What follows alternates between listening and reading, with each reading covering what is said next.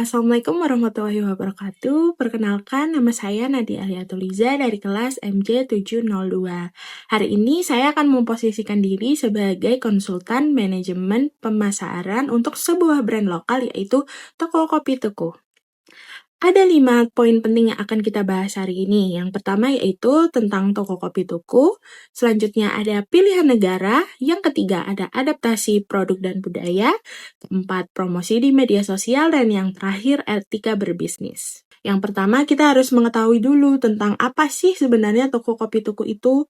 Toko Kopi Tuku merupakan merek kopi yang diasosiasikan dengan komunitas dan semangat bertetangga. Dibangun di bawah naungan Maka Group. Pendiri atau figur inti dari brand ini adalah Andanu Prasetyo, yang menyampaikan filosofi usaha sebagai bagian dari impian bersama dengan pelanggan. 3 pilar utama yang diterapkan Toko Kopi Tuku yaitu yang pertama, spesialisasi produk, kedua ada rantai berkelanjutan, dan yang terakhir bertetangga baik. Toko Kopi Tuku tidak hanya berfokus pada penyajian kopi, tetapi juga membangun ruang interaksi sosial yang menyatu dengan lingkungan sekitar.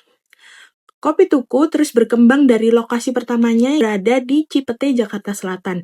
Hingga kini sudah bertotal 65 toko yang tersebar di wilayah Indonesia. Sebagai konsultan manajemen pemasaran, saya akan melakukan ekspansi, saya akan memilih negara Korea Selatan. Alasannya yaitu yang pertama adalah karena budaya minum kopi di Korea Selatan setiap tahunnya naik cukup tinggi. Minum kopi di Korea bukan hanya sebagai kebutuhan, tapi sudah menjadi gaya hidup terutama bagi anak muda dan pekerja kantoran. Orang Korea sendiri bahkan tetap meminum kopi di malam hari. Fun fact-nya, jumlah coffee shop lebih banyak dibandingkan minimarket di Korea Selatan. Artinya pasar kopi tak hanya besar dan kompetitif, tetapi juga menunjukkan permintaan yang sangat tinggi. Berikut adalah artikel yang menunjang data yang telah saya sampaikan sebelumnya. Berdasarkan artikel di samping, jumlah kedai kopi di Korea Selatan sudah sangat merajalela. Pada akhir tahun 2022 sendiri, jumlah coffee shop di Korea Selatan sudah ada lebih dari 100.000.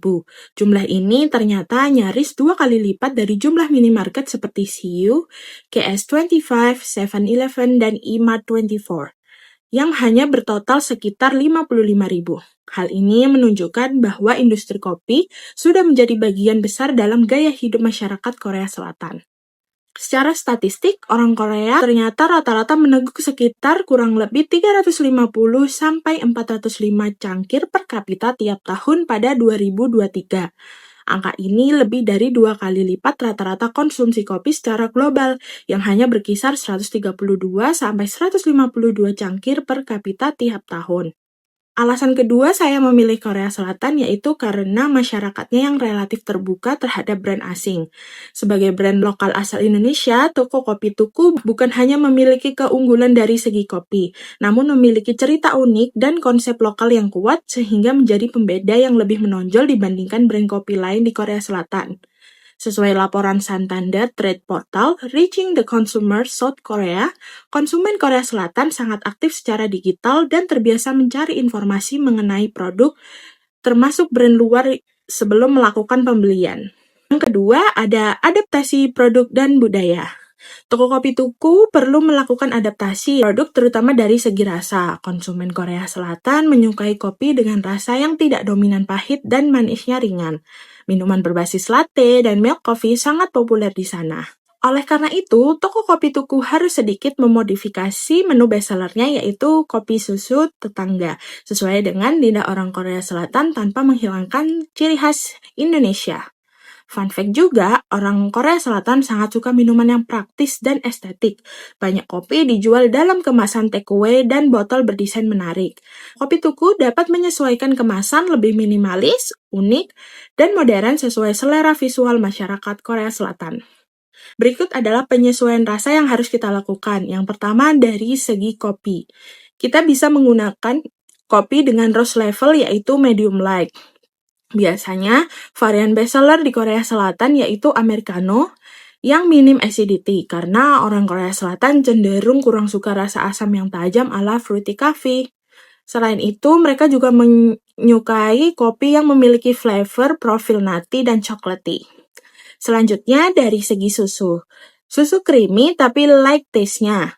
Biasanya juga, susu yang digunakan untuk campuran kopi yaitu susu yang berasal dari plant-based milk dari oat atau kacang almond.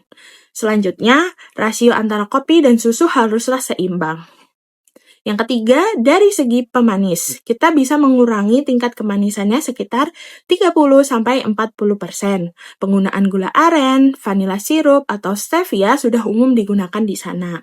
Kita juga harus menghindari rasa gula yang terlalu mentah dan menyengat. Yang keempat ada promosi di media sosial. Di era sekarang, promosi melalui Instagram dan TikTok menjadi kunci utama pemasaran sebuah produk. Ide promosi dapat diaplikasikan oleh toko kopi tuku yaitu berupa user-generated content campaign, dengan cara mengajak konsumen membuat dan membagikan konten tentang produk toko kopi tuku di media sosial untuk meningkatkan engagement dan brand awareness.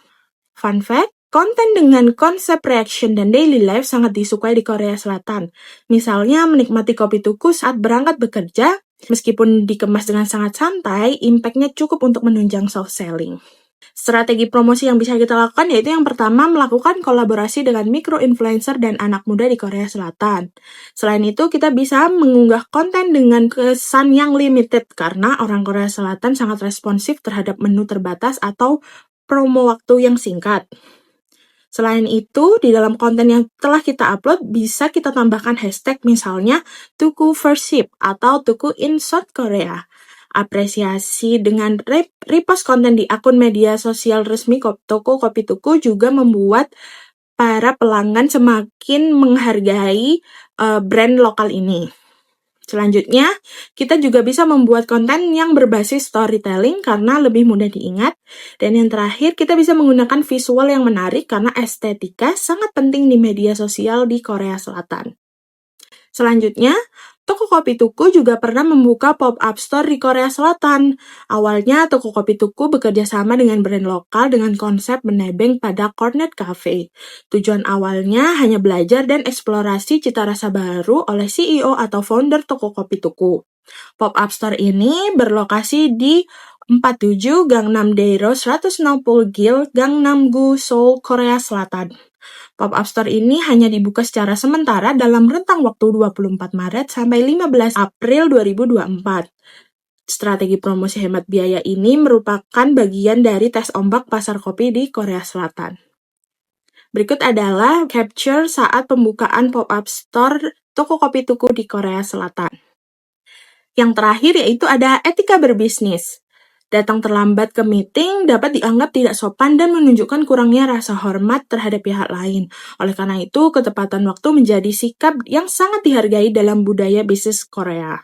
Masyarakat Korea Selatan juga sangat menjunjung tinggi kesopanan, terutama pada pertemuan awal bekerja sama. Cara menyapa biasanya dilakukan dengan sedikit membungkuk sebagai bentuk tanda hormat. Gaya bicara juga menjadi atensi utama dalam etika berbisnis. Pembawaan yang terlalu santai di awal akan memberikan kesan yang kurang baik. Perhatikan juga jabatan, urutan berbicara, serta menyampaikan pendapat dengan sopan dan tidak menyela. Sekian penjelasan saya terkait pemasaran toko kopi tuku di Korea Selatan. Apabila ada salah kata, mohon dimaafkan. Wassalamualaikum warahmatullahi wabarakatuh.